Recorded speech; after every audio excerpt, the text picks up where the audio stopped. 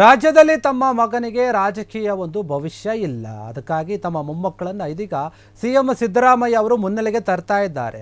ಅವರಿಗಾಗಿ ದುಡ್ಡು ಮಾಡುವಂತಹ ಕೆಲಸವನ್ನ ಸಿದ್ದರಾಮಯ್ಯ ಅವರು ಮಾಡ್ತಾನೆ ಇದ್ದಾರೆ ಅಂತ ಹೇಳಿ ವಿಧಾನಸಭೆ ವಿರೋಧ ಪಕ್ಷದ ಉಪನಾಯಕ ಆಗಿರುವಂತಹ ಅರವಿಂದ್ ಬೆಲ್ಲದ ಅವರು ಆರೋಪವನ್ನು ಮಾಡಿದ್ದಾರೆ. ಧಾರವಾಡದಲ್ಲಿ ಸುದ್ದಿಗೋಷ್ಠಿಯನ್ನು ನಡೆಸಿ ಮಾತನಾಡಿದ ಅವರು, ಕಾಂಗ್ರೆಸ್ ಸರ್ಕಾರ ಅಧಿಕಾರಕ್ಕೆ ಬಂದ ಮೇಲೆ ರಾಜ್ಯದಲ್ಲಿ ಭ್ರಷ್ಟಾಚಾರ ಮಿತಿ ಮೀರಿ ಹೋಗ್ತಾ ಇದೆ, ಅಭಿವೃದ್ಧಿ ಆಗ್ತಾ ಇಲ್ಲ, ಆಡಳಿತ ಸುಧಾರಣೆ ಇಲ್ಲ.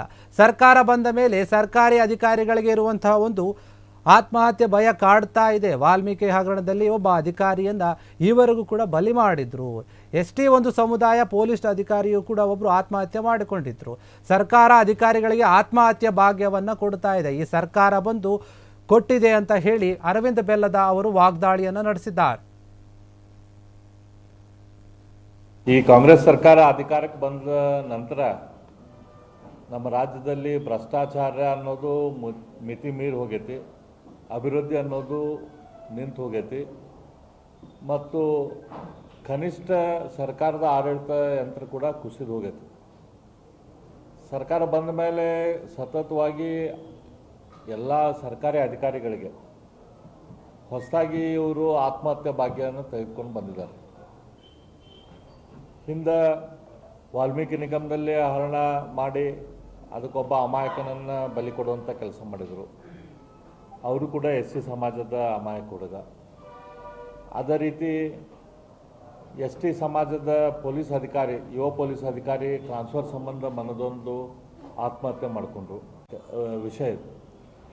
ಮುಖ್ಯಮಂತ್ರಿ ಸಿದ್ದರಾಮಯ್ಯನವರು ಸರ್ಕಾರದ ಅಭಿವೃದ್ಧಿ ಕೆಲಸ ಮಾಡೋದು ಬಿಟ್ಟು, ಭ್ರಷ್ಟಾಚಾರ ಕಡಿಮೆ ಮಾಡೋದು ಬಿಟ್ಟು, ಇಂಥ ಬೇಸಿಕ್ ವಿಷಯಗಳನ್ನು ನೋಡೋದು ಬಿಟ್ಟು ಬೇರೆ ಬೇರೆ ಬೇರೆ ಹುನ್ನಾರ ಮಾಡಿ ಜನರ ಗಮನ ಸೆಳೆಯುವಂಥ ಕೆಲಸ ಮಾಡ್ತಾ ಇಲ್ಲ.